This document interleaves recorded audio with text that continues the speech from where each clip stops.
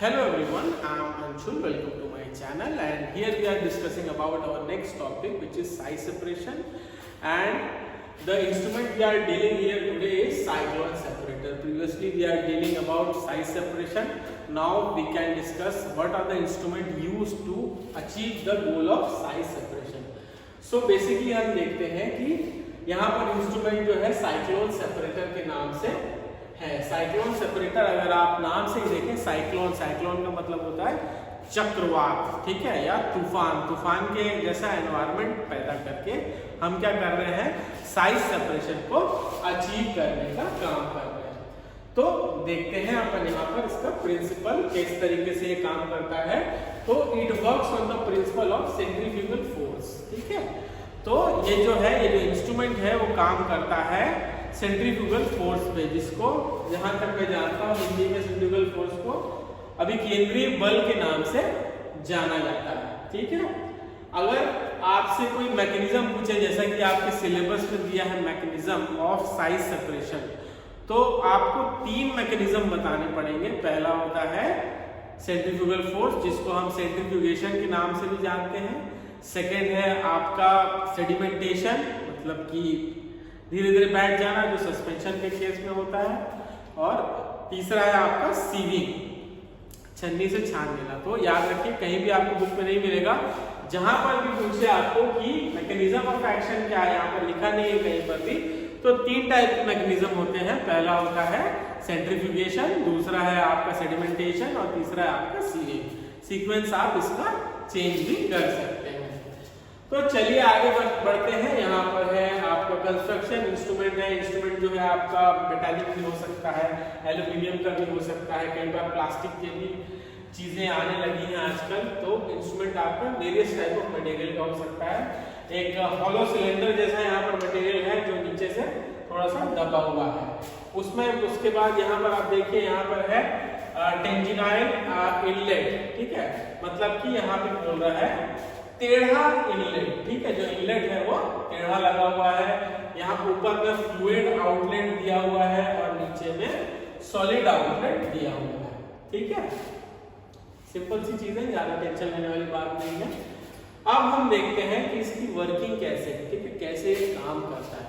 तो बेसिकली हम इसमें डायरेक्ट जो है पाउडर्स को इंट्रोड्यूस नहीं करते। हम क्या करते हैं, उसका एक सस्पेंशन बनाते हैं। सस्पेंशन का मतलब क्या होता है आप जानते हैं। सस्पेंशन आपने पढ़ा होगा बाइफेसिक लिक्विड डोजेज फॉर्म में, ठीक है। तो बाइफेसिक लिक्विड डोजेज फॉर्म में सस्पेंशन जो होता है उसमें एक पार्ट जो होता है वो सॉलिड का होता है और एक पार्ट जो होता है लिक्विड का होता है। पर यहाँ पर जो है सस्पेंशन जो हम बनाएंगे उसमें लिक्विड नहीं होगा, उसमें एयर होगी। गैस कई बार डिनोट किया जाता है गैस से, पर वो गैस नहीं है, वो एयर के साथ सस्पेंड करके उसको मिक्सचर बनाते हैं।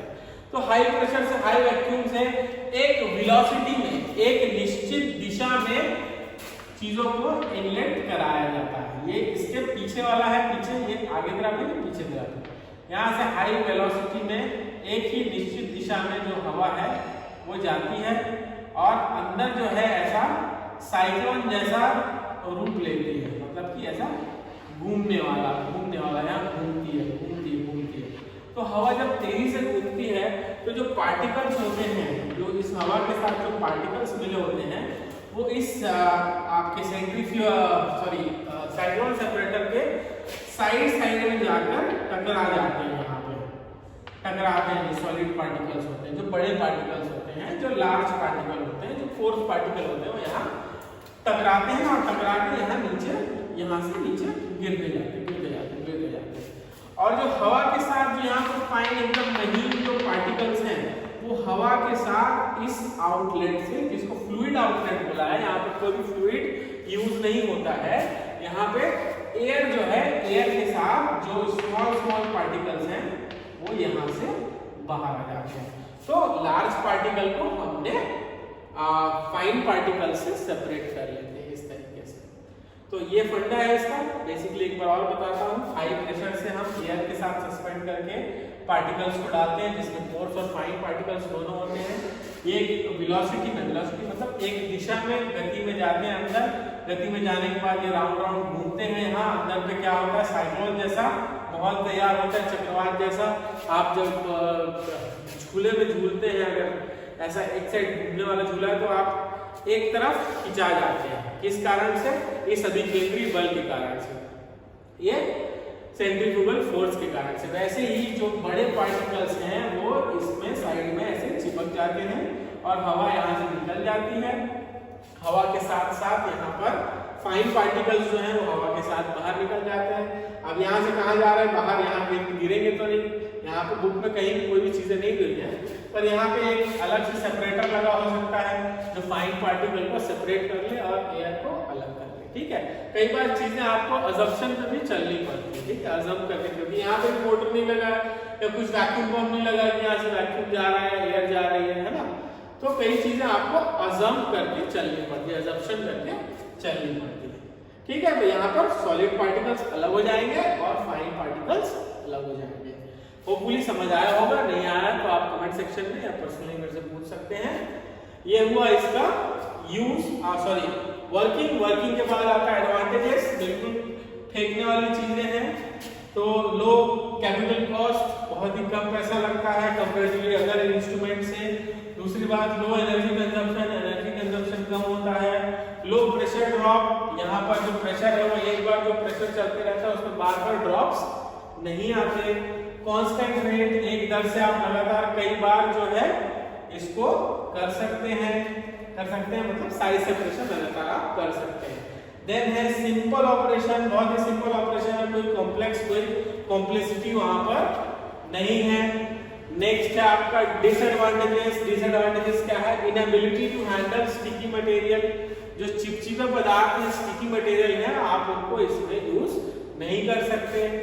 नेक्स्ट है wear problem in some places में वियर प्रॉब्लम हो सकती है। वियर एंड टियर का मतलब होता है जब पार्टिकल्स यहाँ घूम कर इसमें टकराते हैं, इस इंस्ट्रूमेंट के दीवारों पे टकराते हैं, तो माइट भी चांसेस है कि कई बार वो टकराकर इसके अंदर का जो मटेरियल है वो वहां से टकराकर इनमें मिल जाए और यहाँ पर इम्प्योरिटी आ जाए, वियर प्रॉब्लम आ जाए कि अंदर से कुछ डैमेज हो और दिक्कत हो, जिससे प्रोडक्ट जो है आपका कंटामिनेट हो जाएगा, मतलब कि खराब हो सकता है। ये इसका एक डिसएडवांटेज है। फिर use to separate solid and gas, अगर कोई सॉलिड का पार्टिकल है, कोई गैस है जिसमें सॉलिड प्रेजेंट है और हमको उसको अलग करना है, तो हम इससे अलग कर सकते हैं। नेक्स्ट है आपका, आप चाहे तो लिख सकते हैं it is use for size separation. ठीक है, साइज सेपरेशन के लिए आप इसको यूज करते हैं, लाइट बढ़ाना हो तो ये लिख सकते हैं। देन उसके बाद to separate heavy coarse particles from fine powder, heavy और कोर्स पार्टिकल से आप इसको लिख सकते हैं। हेवी और कोर्स पार्टिकल से अलग करता है किसको? फाइन पार्टिकल्स को। ये सारी चीजें आप लिख सकते हैं। तो मैकेनिज्म मैंने बताया, और मैकेनिज्म बहुत इंपॉर्टेंट है कि 3 मैकेनिज्म मैंने बताया। उसके बाद आपको ये साइक्लोन सेपरेटर बताया मैंने, समझ नहीं आया हो तो पूछिए बिल्कुल से। बाकी बहुत ही सिंपल तरीके से समझाने की कोशिश मैंने की है। So thank you so much.